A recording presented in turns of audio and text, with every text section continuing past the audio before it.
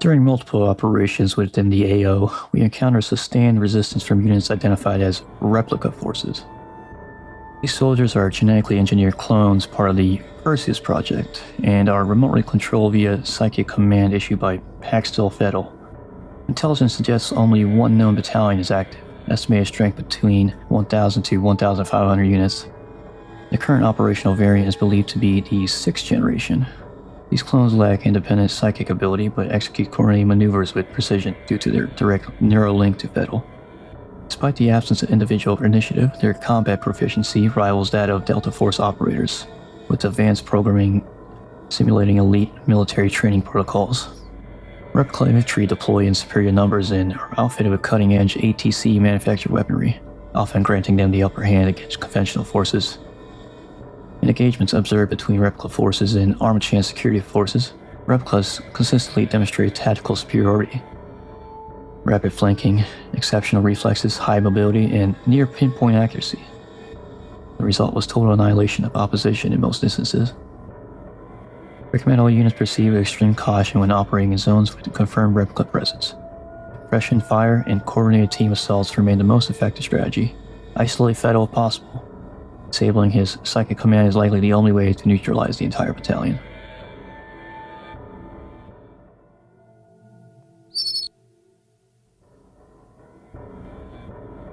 All known Variant 6 Replica forces are hardwired with a failsafe protocol that forces an immediate shutdown upon termination of their psychic commander, Post-Fettel. This was confirmed during the Vault operation. While engaging a squad of Replica's elite soldiers, forward unit Point Man neutralized Fettel with a close-range shot to the cranium. The enemy squad, previously advancing with precision, immediately ceased all activity and entered a passive trance-like state. The only indication of life was a subtle movement of their chests, a sign of ongoing respiration, but no response to external stimuli. According to an intercepted voice log from Charles Heiberger, Replicas do not think for themselves. While field behavior sometimes contradicts this statement, units have displayed what appears to be emotions such as aggression, surprise, and hesitation. The evidence points to stimulated responses rather than conscious thought. Enemy combatants are capable of vocalizing tactical calls, expressing pain, and even using profanity under distress, but all such responses are clearly pre-programmed and lack variation or nuance. No unit has demonstrated unique speech patterns or deviated from standard engagement protocols. Replica dialogue mimics human combat chatter, but is limited to the pre-selected pool of responses. Canned lines that offer no deeper insight or adaptive reasoning. Commands such as "cover me" or "he's over here" are repeated across all units without distinction, suggesting a shared response matrix rather than individual cognition.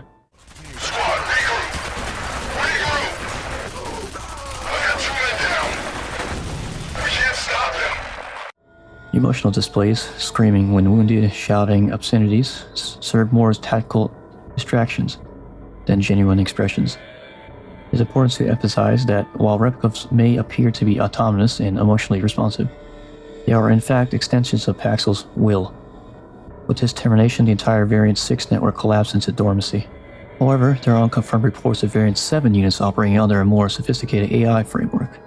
If true, future engagements may require re-evaluation of current assumptions, and any encounter with replica forces targeting command nexus, Fettel or his equivalent, remains the most effective neutralization strategy. Continued psychological deception through human mimicry should not be misinterpreted as sentience.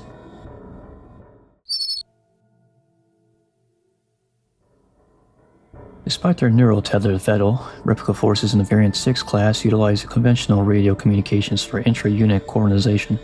These transmissions are a frequent source of tactical intelligence for operatives in the field. Radio chatter between squads and Central Command, designated Replica Command, follows standard military protocol, albeit stripped of any emotional inflection or personalization. Replica chatter often precedes enemy engagement, inadvertently compromising their element of surprise. In several cases, field units were able to prepare for enemy flanks or grenade usage after overhearing replica warnings such as "frag out, he's behind the column," or requesting backup. These engagements reveal a moderate level of tactical autonomy, enough for stimulated responses in small unit tactics, but not evidence for independent thought. Voice data confirms identical speech patterns and tone across all units, consistent with cloned vocal structures. Visual confirmation of identity is impossible. All replica forces are masked and none have shown unique behavior markers outside of designated call signs. Replica forces typically deploy in 5-man fire teams, referred to their call signs such as Echo 5, Bravo 3, or Zulu 6. This nomenclature supports the theory of decentralized squad-level command structure. There is evidence that the replicas can relay or accept commands from fellow soldiers, suggesting a basic chain of command, though no clear ranking system has been observed. It remains unclear whether these roles are assigned or simply distributed via command protocol. Communication traffic within replica forces provides a critical intelligence window, enabling anticipatory action by fear operatives. However, this same chatter reinforces the synthetic and programmed nature of these units. Voices with no faces, names, or will. While they exhibit the framework of a functioning military structure, there is no evidence of individuality, initiative, or morale. Every transmission is a reminder. These are not soldiers. They are weapons with voices.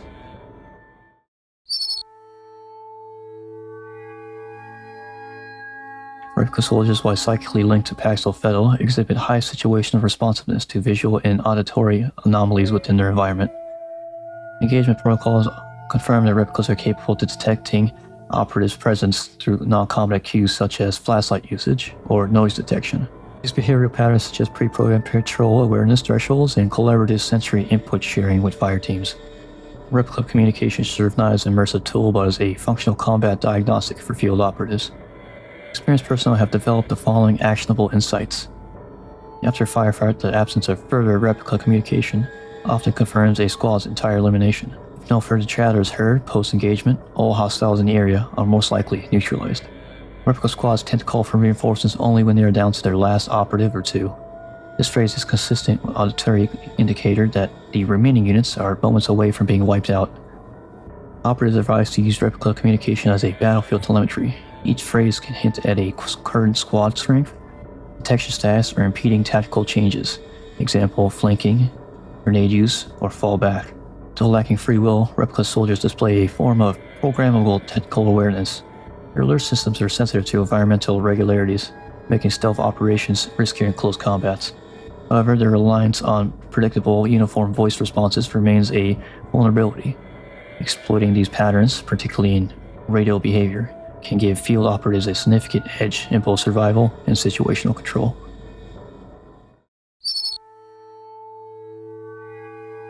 By the conclusion of the Fettel operation, our operative, designated Pointman, is confirmed to have neutralized over half of known replica battalion. This estimate is based on confirmed visual and audio kill reports, environmental recon, and combat telemetry recovered post-mission. Casualties from external engagements are not accounted for in this figure, suggesting total replica losses may exceed 600. Following the confirmed termination of Fettel, all active replica units encounters ceased combat operations and entered a passive state. This is consistent with known Variant 6 programming. Replicas require real-time psychic instruction from the controller. Deprivation of this input triggers a fallback condition, indefinite suspended animation. Field reports describe these units standing motionless, weapons idle, body language non-hostile. Subtle body sway and basic vitals indicate continued life functions, but no motor activity or communication occurs. No attempt at reorganization, leadership assumption, or independent survival behavior has been observed. These soldiers are effectively frozen in time, waiting for orders that would never come. Unless manually decommissioned or otherwise destroyed, these dormant replica forces remain a latent threat.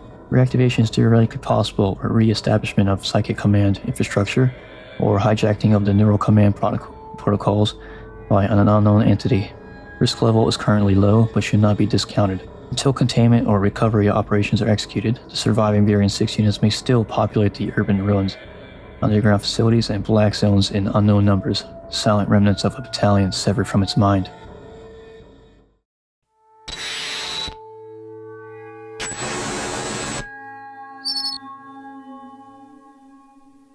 Replica Recon soldiers are the first hostile contacts encountered by fear personnel during the South River operation.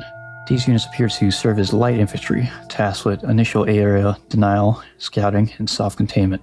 Significantly lower durability than standard replicas infantry, limited armor plating is susceptible to small arms fire, and quick takedowns.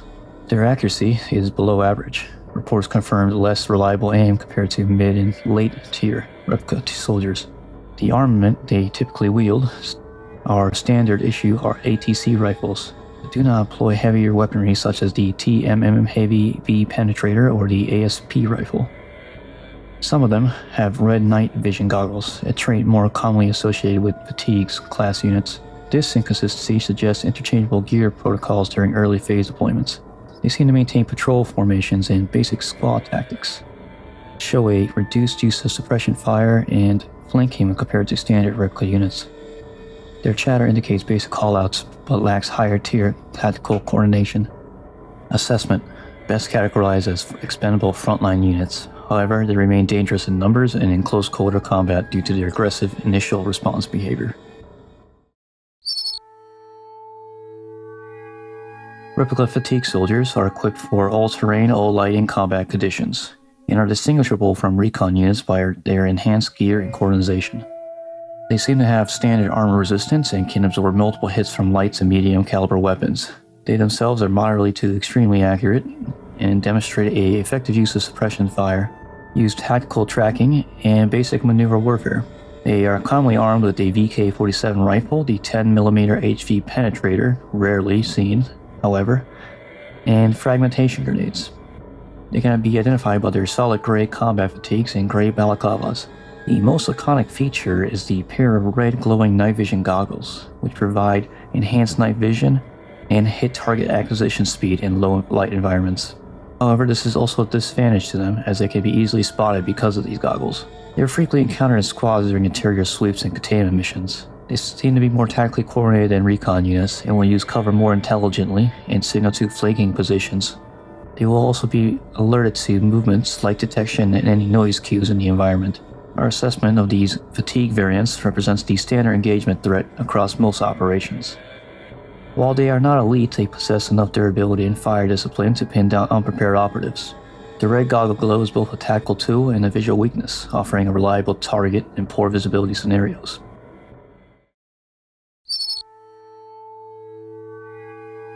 Replica urban soldiers are a dedicated urban warfare variant of the standard infantry unit.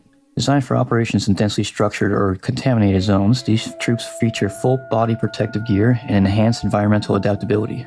Their gear emphasizes concealment in concrete, steel, and shadow-heavy areas.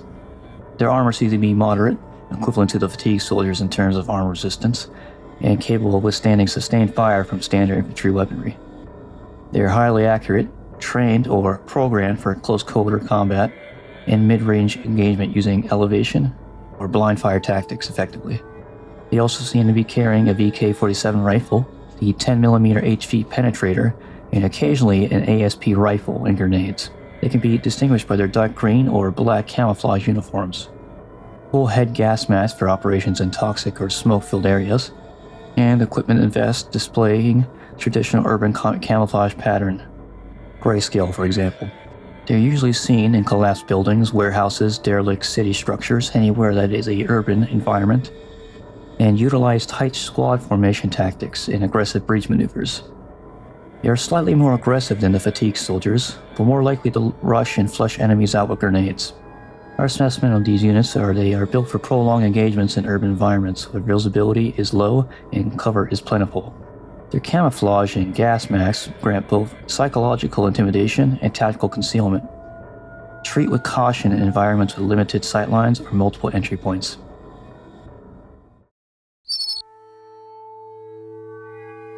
Replica Desert Soldiers are a mid-tier infantry variant deployed during the operations in the Auburn District's urban ruins. Their appearance and profile can easily be mistaken for the earlier Recon soldiers, though desert variants demonstrate slightly improved resilience and tactical behavior. They appear to serve as traditional units, bridging early combat encounters with later, more advanced infantry types. They are slightly more durable over the Recon units, but still below standard fatigues or urban soldiers.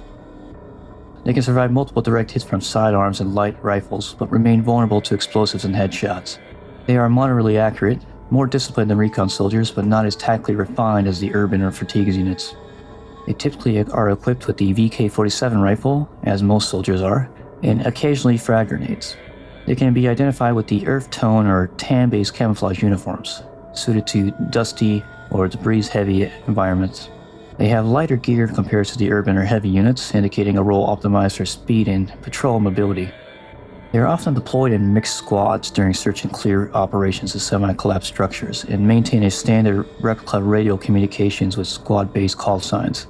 They exhibit limited tactical diversity, often rely on direct engagement rather than coordinated flanking. Our assessment of them is, while not significantly more dangerous than Recon units, Desert soldiers represent a notable increase in durability and composure under fire. Their simultaneous early entries can lead to an underestimation in the field. Operatives are advised to engage with full combat awareness despite the similarly familiar silhouette.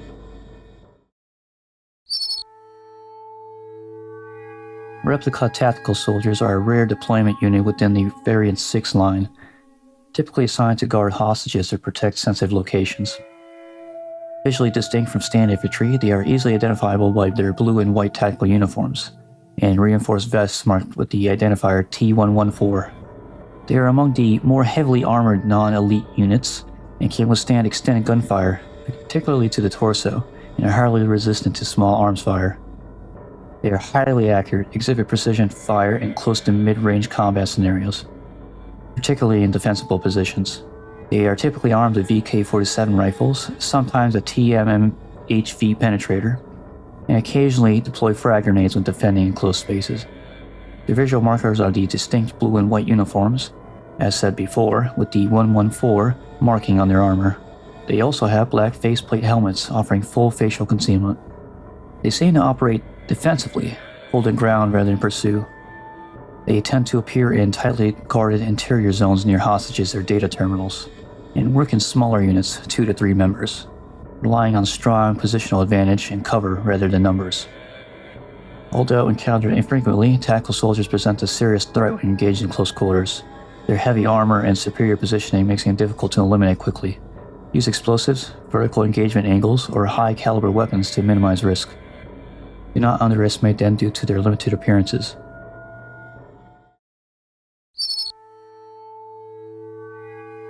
Replica elite soldiers are the apex of infantry design within the Variant 6 line. These units serve as guardian enforcers to Post-Fettel in the Project Origin facility. Visually and tactically distinct from all preceding variants, elites are designed for maximum endurance, aggression, and suppression dominance in close quarters, last stand scenarios. They're exceptionally durable and are capable of surviving 12 direct shots from assault rifles, extremely high accuracy, and use suppressive fire and flanking tactics, exhibiting superior target tracking and aggression. They are sometimes armed with MP-50 repeating cannons, G2A2 assault rifles, or 10mm HV penetrators. They can be identified by their distinct burgundy and black combat uniforms, bone white hockey-style face masks, glowing orange eyes that can be seen in dark corridors, but have no helmet and rely solely on armor gear and the mask for protection. They seem to not use radio chatter, making them less predictable. They operate in small coordinated fire teams, 2 to 4 soldiers usually, with overlapping lanes of fire. They are likely hard-coded with an aggressive defend-to-the-death protocol due to their presence at the vault. Engagement strategies include using grenades to briefly stun them, but not eliminate, as they can take a whole grenade. Headshots may occasionally kill with one shot from the Type 7, but are not reliable. Use cover-to-cover tactics, vertical positioning, and explosive ordnance for elimination. Our assessment of them is that they represent the most formidable human-sized threat encountered during the operation. Built to absorb punishment and retaliate with overwhelming firepower, they demand full operation focus. They are lethal at close, medium, and long range. Engage only with preparation, awareness, and full resource use. Replica snipers are a specialized subset of the Variant 6 Replica line. These marks are used deployed in elevated positions across abandoned rooftops and interior windows to interdict operative movement and precision fire. Though visually similar to fatigue units, snipers are distinguished by their distinct face masks and an exclusive reliance on precision weaponry. Their durability is moderate, no more beyond the standard infantry type, and can be eliminated quickly if flanked. Extreme caution should be taken as these snipers are extremely accurate and use Type 7 particle weapons, which can be a one-shot kill at long ranges. They are also armed with the ASP rifle for medium to close range. They are visually identifiable by their gray fatigues, resembling the fatigues class infantry. They have no red goggles, unlike the standard fatigues units, and a white hockey mask. They only seem to be occupying elevated sniper nests, windows, rooftops, balconies, but do not actively patrol and rely on stationary firing positions and ambush tactics. They will only engage upon line of sight and will attempt to reposition if exposed. They communicate via low volume radio chatter. This can also be a advantage for an operative in the field, as it can be used to find out hidden sniper positions. First strike advantage is critical. Snipers will reveal themselves when idle, but become nearly invisible when alerted. Use cover, suppressing fire, and thermal optics available to detect hidden units. Prioritize elimination of Type 7 wielders, as they can one-shot kill. Replica snipers are situationally deadly, especially in open rooftop or corridor traversal zones. While not as resilient or numerous as frontline units, their lethality from range, particularly those equipped with the Type 7, makes them high-priority elimination targets. Operatives should monitor all upper windows and rooftops, and listen for background radio static as a form of early warning. Replica heavy armors are specialized heavy infantry units within the Variant 6 line, deployed for brute force operations, suppression, and structural breaching. Outfitted with a full-body alloy armor exosuit, they are taller, bulkier, and significantly more durable than the standard Replica soldier. Their design sacrifices speed for raw power and frontline sustainability. They are extremely durable, approximately 6 times as much as the standard infantry member. They can absorb extended sustained fire and multiple explosive hits. They're resistant to common small arms. While not marksmen, they are dangerous due to weapon type and suppression fire capacity. Early models carry the 10mm HV penetrator, other models the Type 7 particle weapon, and later models the Mod 3 multi-rocket launcher. They can be identified by their bulky full-body alloy exosuit, the silver/gray metallic plating, and the larger physical profile than standard replicas. They have no exposed face or mask, but is completely sealed helmet with no vocal output. They seem to be non-verbal and do not participate in radio communication or standard replica chatter. They emit deep gruntal growls when wounded or active, indicating non-standard vocal capacity, possibly suggesting a biomechanical augmentation or altered cloning protocols. They operate in defensive roles, hold positions, or anchor front lines rather than initiating flanks. They are capable of superhuman strength, bashing through walls, bending metal doors, and rushing at operatives at close range for melee strikes. Avoid direct confrontation in open areas. Use explosives, the Type 7 or the MP-50 repeating cannons to break armor faster. Engage from cover, use hit-and-run tactics or vertical angles to reduce exposure. Do not rely on headshots. The helmet is fully sealed and armored. Replica heavy armors represent the most durable infantry class within the Variant 6. Their slow speed is their only true weakness. In tight spaces or when flanking options are limited, they become dead traps if allowed to corner the operative. High threat priority, especially when armed with rocket-based or energy-based weaponry. Replica Assassins are a stealth-focused prototype unit developed by Armachan Technology Corporation under the now-defunct Project Icarus. As the first variant of the Replica line, these bioengineered soldiers prioritize speed, agility, and invisibility over armor or firepower. Their use of cloaking technology, combined with their erratic, non-verbal behavior and hit-and-run tactics, makes them uniquely dangerous in enclosed or low-light environments. They have extremely low armor, can be eliminated quickly if hit directly, difficult to detect and track due to cloaking. They do not use firearms, but remain restricted only to melee combat due to cloaking limitations. They attack using rapid high-streak strikes to disorient, and then they retreat. They are capable of climbing walls, ceilings, and vertical ambushes. They cannot be identified normally because of the light-distorting stealth field they are equipped on their bodies. They are almost impossible to detect without a flashlight. They are non-verbal, as the units before, as the assassins do not speak or use radios. Total communication silence. They will occasionally plant ATS proximity mines, demonstrating limited pre-ambush planning and trap setting. They will not engage immediately upon detection. They are initially observed scouting or fleeing. The use of a flashlight is critical for detection in low-light areas. Also keep a lookout for visual distortions or distinct audio cues, especially in vertical spaces. Use area effect weapons, grenades, or widespread fire in confined areas to catch cloaked assassins mid-strike. Remain mobile. Standing still or cornered invites ambush. Replica assassins represent a psychological and spatial threat rather than a brute force challenge. Their speed, unpredictability, and cloaking make them especially lethal to unprepared operatives. In the right conditions, such as darkness, confined quarters, or after extending firefights, these units can cause significant disruption. While fragile, their stealth and mobility demand constant vigilance.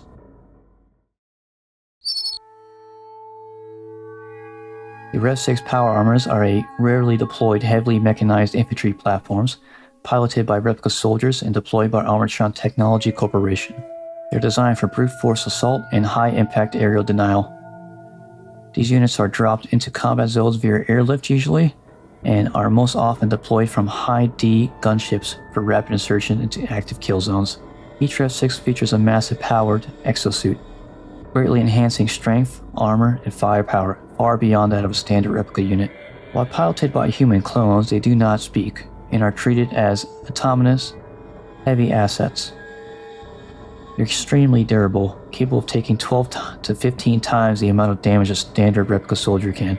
They are heavily resistant to small arms and light explosives. Direct hits from Type 7 particle weapon, the Mod 3 rocket launcher, or the HV penetrator are recommended weapons to use. They are surprisingly fast. Despite the heavy frame, Rev 6s move at roughly the same speed as regular infantry. They are sometimes armed with dual-armed mounted rocket launchers, or dual-energy weapons. However, both variants are seen to be using melee attacks to knock operatives off their feet. They can be identified with their massive exosuit, with heavily armored plating and servo joints, glowing weapon conduits or launch tubes. They seem to only be deployed if reinforcements are being overwhelmed or to halt advances by operators. They will advance aggressively forward and use a combination of projectile and melee damage. They tend to lead charges supported by infantry elements or dropped into isolation to stall heavy value targets. Do not engage with small arms. Suppression is ineffective. Use cover to evade missile tracking and flank when possible. Your best options are the Mod 3 rocket launcher, the Type 7 particle weapon, and the HV penetrator. The ASP rifle is also an option, but do not rely on it. Maintain distance from the Rev 6 melee strikes, as they are lethal in close quarters. If possible, eliminate infantry support first, and then focus on isolating and dismantling the Rev 6 using heavy ordnance. Rev 6 units are the single most dangerous replica combat asset encountered in the field. They combine overwhelming firepower, high-speed armor, and devastating melee into a mobile war platform. Failure to eliminate a Rev 6 quickly can result in mission compromise. Treat all sightings as critical engagement zones and deploy heavy assets immediately upon detection.